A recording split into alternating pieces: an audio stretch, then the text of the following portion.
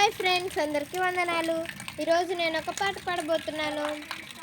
నోవహు తాత, నోవహు తాత, ప్రియమైన తాత, మొట్టమొదటిగా ఓడ చేసిన తాత.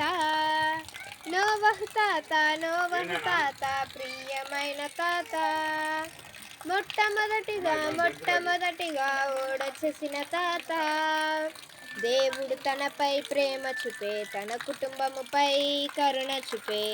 దేవుడు తనపై ప్రేమ చూపే, తన కుటుంబముపై కరుణ చూపే. లోకపు పాపము పెరిగిన వలన అంతం చేయ తలచే. దేవుడు నోవహు తాతను పిలిచి ఓడను చేయమని చెప్పే.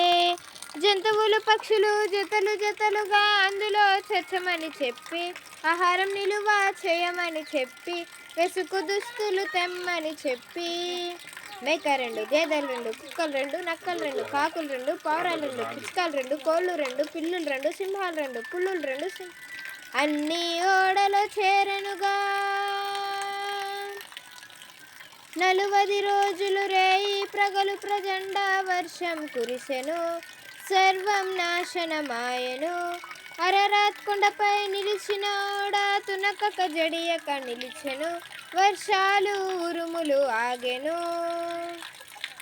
దేవుడు కిటికీ తీయమని చెప్పి, కాకిని బయటకు ప్రవేశింప చెప్పే. ఎగిరిన కాకి తిరిగి రాలేదు, మరి ఒక మారు పావురం పంపెను.